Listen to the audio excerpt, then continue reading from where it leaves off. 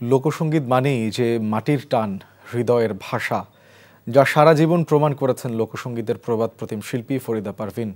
লালনের গান আর বাউল দর্শনের সঙ্গে তিনি একাত্ম ছিলেন শেষ নিঃশ্বাস পর্যন্ত। গান শুধু তার পেশাই ছিল না, সাধনাও ছিল। গান গেয়েছেন মনের টানে, তার সুরের ধারায় তৈরি হয়েছে অগণিত শিল্পী। গানের জগতে ৫৭ বছর রাজত্ব করেছেন ফরিদা পারভিন। এই গানের পাখি সবাইকে কাঁদিয়ে পাড়ি জমিয়েছেন পরপারের ঠিকানায়। দুঃখী মানুষের মনোবেদনা দূর হতো যার গানে, সেই শিল্পীর গানের জগতে কিছু অংশ তুলে ধরেছেন সাদরিনা খন্দকার। ও পাখি রে, আই দেখে যা কেমন আছি। পাখি উড়ে গেছে, সাড়া দিয়েছেন ওপারের ডাকে।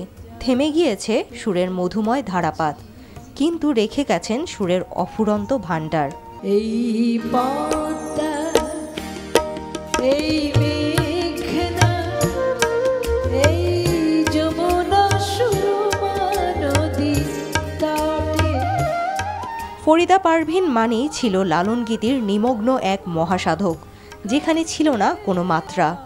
তার কণ্ঠে ভেসে উঠেছিল বাংলার মাটি মানুষের জীবনবোধ, ইতিহাস আর দর্শন। তার হাত ধরে আন্তর্জাতিক মঞ্চে পরিচিতি পেয়েছে লালন গীতি। সর্বসাধন সিদ্ধ হয় তার মানুষ গুরু, নিষ্ঠা যার ভবে মানুষ গুরু, নিষ্ঠা যা।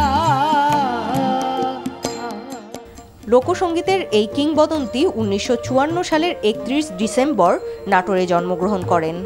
১৯৬৮ সালে রাজশাহী বেতারে নজরুল সঙ্গীত দিয়ে পেশাদার গানের জগতে পা রাখেন ফরিদা পারভিন।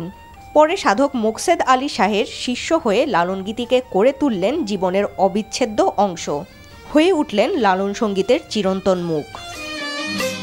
আপন ঘরের খবর নে না, আপন ঘরের খবর নে না।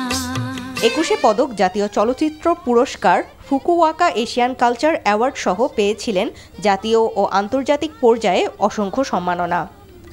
এসব খ্যাতির বাইরে প্রান্তিক মানুষের মুখে মুখে ফেরে ফরিদা পারভিনের সুর। মনের গহীন থেকে বের হয়ে আসা সুরের লহরে মানুষ খোঁজে বেদনার রং। আমি একা রইলাম ঘাটে, মানুষে বসিল পটে।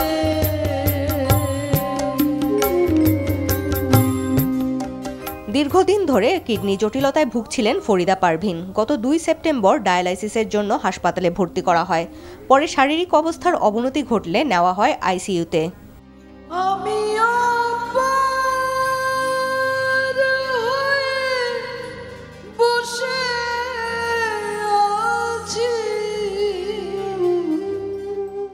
কীর্তিমানের মৃত্যু নেই, যা জীবন আর সাধনা দিয়ে প্রমাণ করে গেছেন ফরিদা পারভিন। তার রেখে যাওয়া সুর অনন্তকাল প্রতিধ্বনিত হবে বাংলার মাটিতে। সুরের অনুরণনে বেঁচে থাকবেন সবার প্রিয় ফরিদা পারভিন।